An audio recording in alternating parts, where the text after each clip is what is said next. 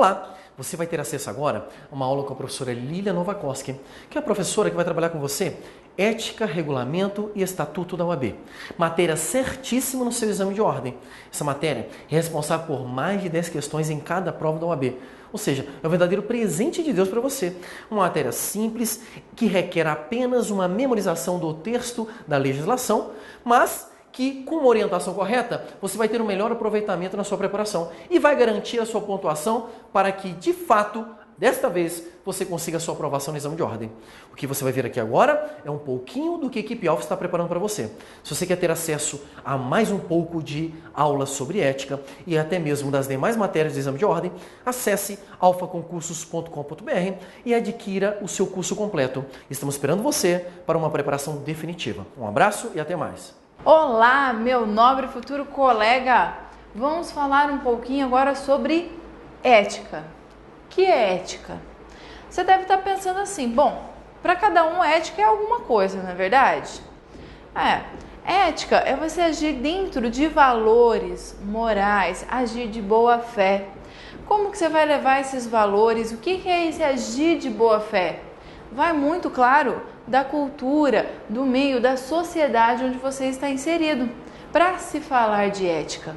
Mas a ética é você ser honesto, agir com essa boa fé, não buscando lesar, prejudicar terceiro. Isso sim, você age com ética. Então a ética na advocacia, ela vai tendo algumas regras. O que são os deveres de nós, advogados? Você, quando entrar nos quadros de advogados da OAB, como você deve agir?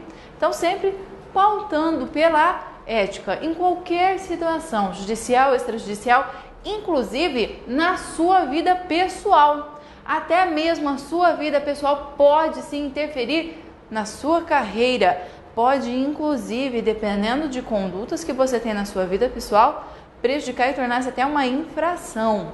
Então vamos lá. Temos regras, tá? Deontológicas fundamentais que estão previstas lá no artigo 2º do Código de Ética, que já reza algumas situações previstas o que é a ética, como que você, como advogado, deve agir. Isso cai? Cai. Então vamos lá, quais são os deveres éticos de um advogado? Primeiro ponto fala que é preservar sua conduta, a honra, a nobreza, a dignidade da profissão, zelando pelo seu próprio caráter e da essencialidade e indispensabilidade. Então você agir com honra, com nobreza, dignidade, ter bom caráter é um primeiro dever.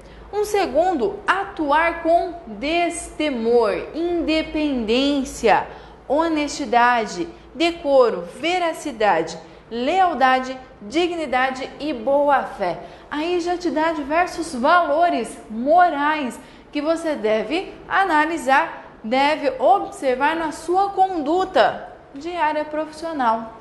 Fala mais uma vez aqui essa palavra, né? Independência.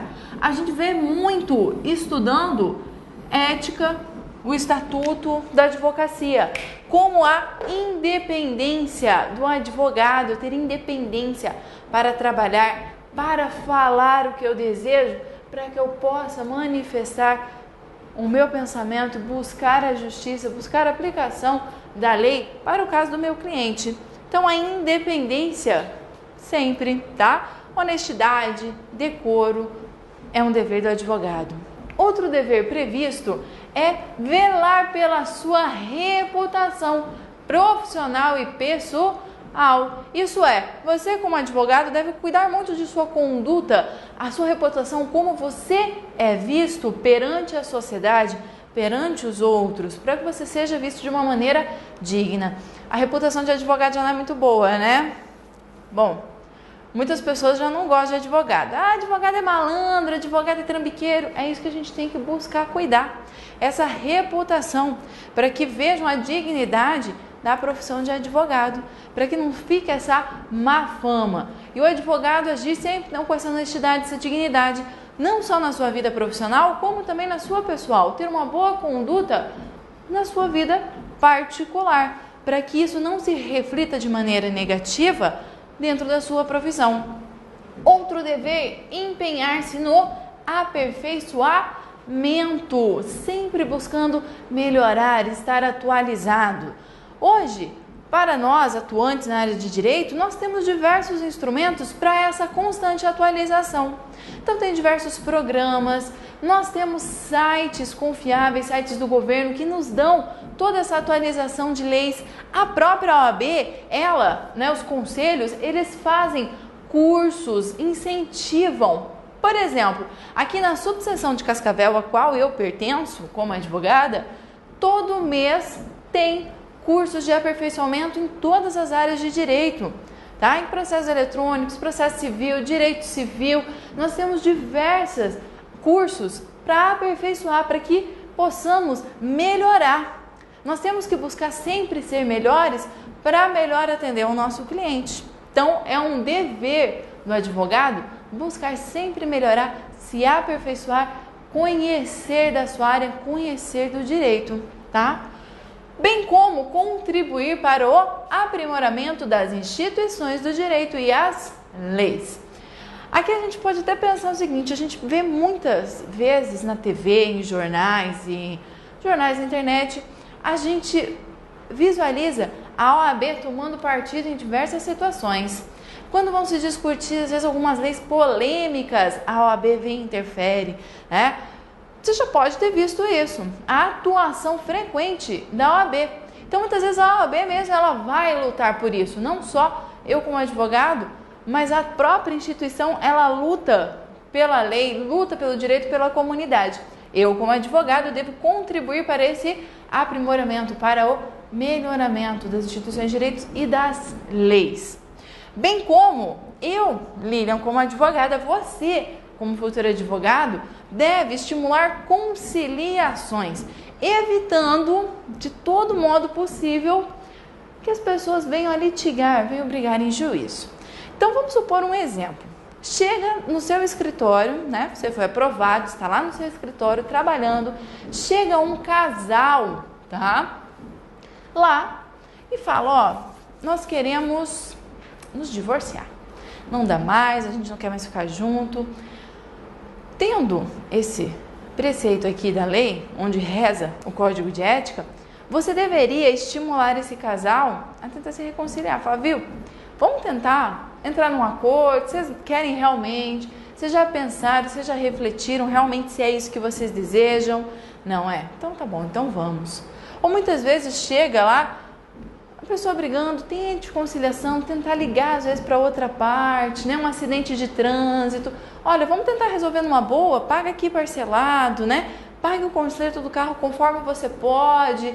Tentar, da melhor maneira possível, conciliar as partes para evitar que venham litigar em juízo e evitar uma demanda, que nós já temos milhões de demandas no judiciário, né? Milhares estão lá correndo, brigando todo dia, e quanto maior o tempo, é pior para as partes, né? O desgaste emocional é muito grande e o desgaste do judiciário também, o custo para o judiciário também, às vezes é altíssimo. Então, sempre estimular conciliações, mas não só por causa de gastos de judiciário, nem nada, mas é para realmente tentar evitar brigas, evitar litígios. É muito melhor quando as pessoas se conciliam, entram em acordo, resolvem suas questões do que ficarem brigando, ficar cultivando sentimentos menos nobres, né? Como ódio, raiva, rancor. Então é muito melhor que se conciliem. E o advogado deve fazer esse papel, buscando essa conciliação e evitando que se vá a juízo. Também evitar as chamadas aventuras judiciais. O que a gente poderia considerar como uma aventura judicial? Vamos testar para ver o que dá. Vamos entrar com a ação e vamos ver o que dá. Claro que o dever do advogado é sempre fazer jurisprudência, é criar, é buscar o direito, buscar a melhor maneira de aplicar a lei prevista, a lei que foi feita. É o nosso trabalho, é buscar sempre o direito, é interpretar, é melhorar a aplicação. Só que a gente tem que evitar aventuras judiciais para o nosso cliente. Nós devemos aconselhar, olha, não é viável. Nós já temos muitas decisões desfavoráveis, não é bacana. Eu tenho que tentar evitar essas aventuras judiciais do cliente. Bem como eu devo me abster de algumas condutas antiéticas que estão previstas no artigo 2º. Fala, por exemplo, do concurso com outras pessoas, né, para realizar condutas ilícitas, para tirar vantagem alheia. Ali trata de algumas infrações que são previstas, tá? Então, algumas condutas, essas antiéticas que tratam no artigo 2º do Código de Ética e Disciplina, são previstas também como infrações perante a OAB, tá? Então, eu devo me abster de tais condutas. E ali ele coloca condutas, né, nas alíneas, quais são as condutas que seriam antiéticas e que são, inclusive, infrações perante o Estatuto. Também pugnar pela solução dos problemas da cidadania e pela efetivação dos seus direitos individuais, coletivos e difusos no âmbito de sua comunidade. Então, o advogado ele deve trabalhar por sua comunidade, deve buscar o melhor por sua comunidade. Como conhecedor e operador do direito, ele deve buscar essa melhor integração e a efetivação de muitos direitos de sua comunidade. Tá ok? Então, fique atento aí a esses deveres éticos que rezam o artigo 2º do Código de Ética. Também fala lá no artigo 3º que o direito mitiga as desigualdades e a lei é um instrumento para garantir a igualdade. Então, busca-se sempre manter essa igualdade, né? Tratar os iguais como os iguais e os desiguais, né? Desiguais. Então, já vem algo até da própria Constituição Federal. A gente buscar a igualdade, tá ok? E a lei será esse instrumento que nós, advogados, vamos buscar para trazer a igualdade entre todos, tá ok? O advogado, ele deve agir, mais uma vez, falando da independência e liberdade. Então, ele tem independência para falar, para escrever, e ele não deve ter receio nenhum de desagradar o magistrado, qualquer autoridade, e muito menos de ficar impopular por causa do exercício de sua profissão. Muitas vezes você, como advogado, na sua briga constante pela justiça para aplicar o direito ao seu cliente, você vai acabar sendo muitas vezes desagradável. Você vai acabar entrando em conflito com magistrados, com promotores, com delegados. Isso, infelizmente, pode ocorrer. E você, como advogado, não deve ter receio nenhum. Você está consciente do que você está fazendo. Você estudou, você busca o seu aperfeiçoamento, você está buscando o correto, está buscando a justiça, a igualdade. Você deve lutar por isso e não deve ter receio de desagradar ninguém por isso. Você tem independência e liberdade para agir, para buscar a efetiva aplicação da lei, para garantir a justiça. Então não deve ter receio nenhum de desagradar magistrado, promotor, tanto que nós, advogados, nós somos iguais aos magistrados e aos promotores. Ninguém é maior que ninguém, nem nenhuma autoridade. Isso não quer dizer desrespeitar as autoridades, tá ok? Isso é, você deve agir com dignidade, deve ter cuidado com a sua fala. Isso não quer dizer que você deve agir com falta de respeito, de dignidade, tá? Não precisa, mas também não deve ter receio de desagradar, de escrever algumas coisas. Falar, olha, excelência, você não se atentou a tal ponto, tá? Não está correto o seu entendimento, você não deve ter receio de desagradá-lo. Deve fazer o seu trabalho da melhor maneira possível, tá ok?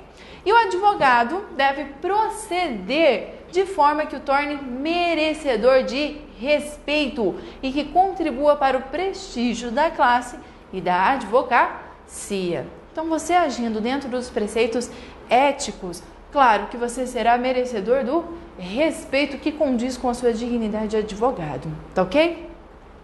Agora vamos falar um pouquinho da responsabilidade, tá? Que vai estar previsto lá no artigo 32 do Estatuto.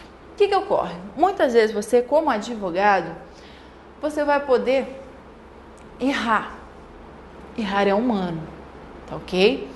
Porém, você deve sempre tentar ter o zelo com o seu processo, com a sua ação, para não causar prejuízos à parte alheia. O que é a responsabilidade civil? Quando a gente fala da responsabilidade civil, nada mais é que a grosso modo, eu indenizar aquele que eu causei um prejuízo. Ou eu devo indenizar aquele, nem causei prejuízo diretamente, mas eu sou responsável, eu devo indenizar, eu devo restabelecer aquela pessoa, tentar amenizar o sofrimento daquela pessoa, tentar colocar aquele estado coante, né? Tentar deixar da maneira que estava. Então, se eu, na minha profissão, eu lesar o meu cliente, eu serei responsabilizada? Com certeza. Então, primeiro ponto, a obrigação. Quando a gente fala da obrigação do advogado, nós devemos ter em mente que a obrigação do advogado é a chamada obrigação de meio. Isso é uma obrigação que ele não pode garantir um resultado. É diferente, por exemplo, do engenheiro. O engenheiro, quando você contrata ele para fazer um projeto para que você possa construir a sua casa, ele deve garantir o resultado. Tua casa não vai cair, não vai rachar, vai ficar perfeita. Por quê? Ele está numa área exata. Se ele calcular da maneira correta, se ele aplicar todo o seu conhecimento da maneira correta, não tem erro. É exato. Fazendo os cálculos, planejando, fazendo tudo dentro das normas, não tem como dar errado. Você, advogado, não tem esse poder. Você tem uma obrigação de meio, porque você não pode garantir ao seu cliente que você vai ganhar a demanda. Não tem. Muito porque, o que vai acontecer você vivenciando na prática? Primeiro ponto, às vezes o teu cliente ele não vai ser completamente sincero com você. Você vai se surpreender no decorrer do processo. Ele vai trazer a ti alguns documentos e uma história que muitas vezes não é verdadeira, tá? Por exemplo, até mesmo casos quando a gente fala de família, eu tenho o costume de falar que é difícil você conhecer inteiramente a verdade. Cada um tem sua versão. Cada um vivenciou aquela crise de uma maneira diferente. Cada um tem uma opinião diferente. Então, através de documentos, de testemunhas, vai se apurar a tentar chegar à verdade. Muitas vezes você pega uma ação e você se surpreende com o que a outra parte traz para o processo, a documentação que ela junta. Fala, viu, fulano, você não me contou esse ponto. Nossa, esqueci. Eu achei que não era importante. Isso acontece muito. Então, você não pode garantir um resultado. Você depende de um juiz, você depende de toda uma estrutura. Você não pode garantir jamais o ganho da demanda. Não tem como. Claro que tem aquelas ações que você já tem uma tendência, não, já tem julgados nesse sentido, já tem súmula, tá ali. Quer um exemplo hoje? O que acontece? Inscrição indevida em órgãos de proteção ao crédito. Se demonstrar que está inscrito indevidamente, acabou, dano moral presumido. Se a pessoa não tiver uma inscrição anterior, acabou. Está ali, dano moral presumido. Então, tem ações, claro que você tem uma garantia muito maior, mas você nunca vai poder falar que é uma de resultado. A demanda, ela é incerto, tá? Tem alguma coisa que o advogado poderia até ser de resultado? Até tem. Um contrato. Você vai fazer um contrato para a pessoa. Aí sim você tem como garantir um resultado. Um contrato bem feito, tem as normas, entre acordo, aí tudo bem. Agora, uma demanda judicial não tem, uma ação judicial não tem como você garantir. Por ser então uma obrigação de meio, você não precisa garantir o resultado. E assim a responsabilidade sua é subjetiva e não objetiva. Por que ela é subjetiva? Você vai ter que demonstrar que existiu culpa, dolo, para que possa ser responsabilizado. Isso é, o seu cliente vai ter que demonstrar que você agiu com culpa, que você perdeu prazo, por isso prejudicou, ele perdeu o seu direito e nisso gerou um dano muito grande para ele. Então, a responsabilidade subjetiva, claro, tem que demonstrar culpa, dolo, o nexo e o dano. Se não houve dano, não há responsabilidade, tá ok? Então, eu tenho que demonstrar essas situações. Responsabilidade subjetiva do advogado. O cliente deve demonstrar que existiu um dano, deve demonstrar o nexo e a culpa e o dolo para que haja a responsabilização. Diferente é quando a gente fala da chamada lide temerária. O que é uma lide temerária? Nada mais é quando advogado e o seu cliente se unem para lesar a parte contrária, para obter uma vantagem indevida. Exemplo, quando você é advogado, você sabe que os documentos são falsos. quando você sabe que a outra parte já pagou e mesmo assim você entra com ação. Você sabe que a outra parte pagou e entra com ação. Isso seria lide temerária. Você age de má fé, você se une com o seu cliente para lesar, para obter uma vantagem ilícita. Essas questões das lides temerárias devem sempre ser apuradas em uma ação autônoma, não dentro da ação que estão ali brigando, que estão discutindo, por exemplo, aquela ação de cobrança. Você sabe muito bem que já pagou, mesmo assim entra com uma ação de cobrança. Então a outra parte faz uma ação autônoma, né, pedindo a sua responsabilidade. Você responde solidariamente com o seu cliente, tá ok? Demonstrada, tá, que você tinha essa má fé, que você não agiu eticamente e interpôs essa ação que você sabia ser indevida para obter uma vantagem indevida, a responsabilidade é solidária com o seu cliente. Você responde junto com ele pelos danos, pelos prejuízos que estão causando a outra parte, por estar querendo obter vantagem indevida. Tá ok? Então, fechando aqui, vamos ver mais alguns preceitos éticos previstos no Código de Ética e Disciplina da OAB? Me acompanha! Vamos falar a respeito agora 3 artigos que aparecem lá no Código de Ética e Disciplina da OAB e acabam sendo importantíssimos para sua prova. Importante a gente ressalvar que eles estão ligados com a ética. Então, fala lá no artigo 44 que o advogado ele deve tratar com respeito, discrição, tá? Seus colegas, magistrados, autoridades, funcionários de fórum. E independência, exigindo igual tratamento, exigindo também todo esse respeito e zelando pelas prerrogativas que tem direito. Então, aquelas prerrogativas, os direitos dos advogados, ele deve brigar por tais direitos, deve exigir a aplicação de tais, bem como também deve exigir respeito. Mas ao mesmo tempo que ele exige respeito, ele também deve tratar com respeito, tá ok? Então, a obrigação, colegas, outros magistrados, promotores, funcionários em geral, tá? Deve tratar com respeito e exigir esse respeito e a garantia de suas prerrogativas.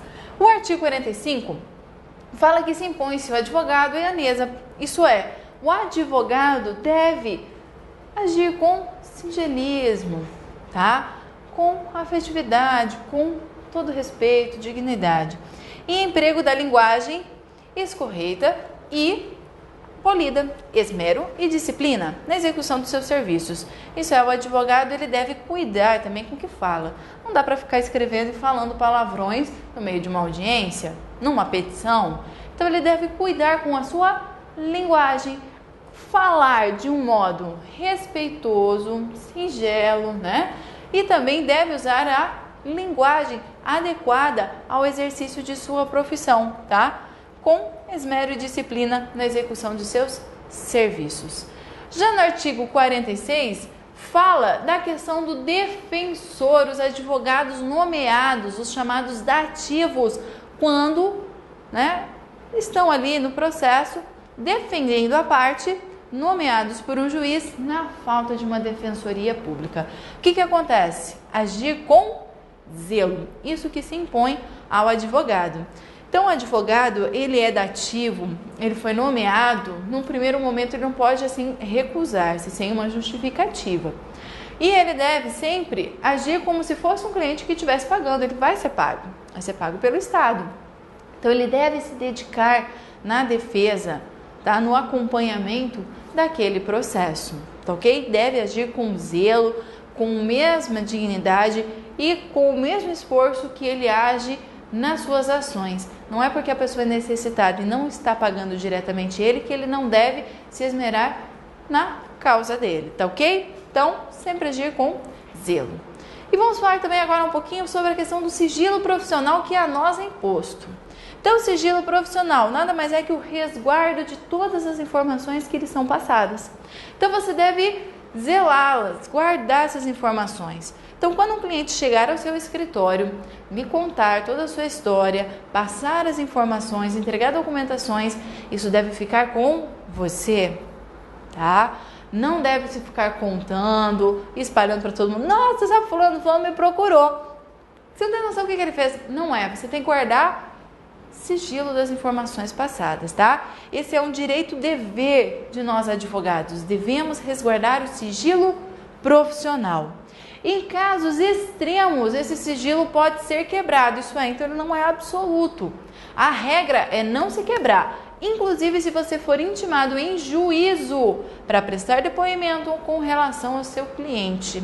Você pode falar, excelência, resguarde o sigilo profissional, tá? Então, eu estou amparado pelo sigilo profissional, não vou testemunhar contra. Beleza, você está amparado, mas tem situações que você pode quebrar esse sigilo.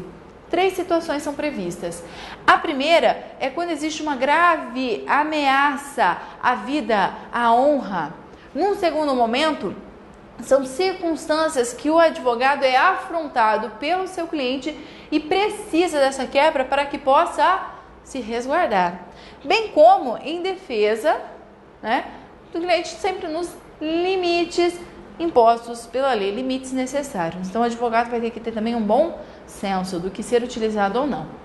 Inclusive, essa questão do sigilo, se o cliente autoriza repasses de informações, até mesmo nesse ponto, tá? Tem essas 3 situações. Mas até mesmo caso o seu cliente autorize, você deve resguardar o sigilo. É isso que a lei fala, tá? Até mesmo as circunstâncias em que o cliente autorize essa quebra, você deve ter o discernimento necessário e resguardar as informações. Então, são 3 casos, são situações graves que poderá ser quebrado, que justificam a quebra do sigilo, senão nada mais. Já foi questão de prova da OAB a situação do advogado que era intimado, né, para prestar depoimento e falava tudo, tá? É questão também de infração, você infringir a regra do sigilo profissional. Então deve resguardar. E somente essas 3 situações é que o advogado pode quebrar esse sigilo profissional, tá ok? São situações extremas, senão resguarda as informações que lhe são passadas. Tá ok, meus queridos? Bom, encerramos aqui a nossa parte falando um pouquinho sobre a ética do advogado. Excelentes estudos aí para você e nos vemos numa próxima. Até breve. E aí, meu querido, o que você achou dessa aula? Achou bacana? Pois é, isso é só um pouquinho do que a equipe Alfa vai fazer por você. Agora, a sua preparação para a OAB será definitiva. Vem estudar com a gente e, de fato, conquistar a sua aprovação no exame de ordem.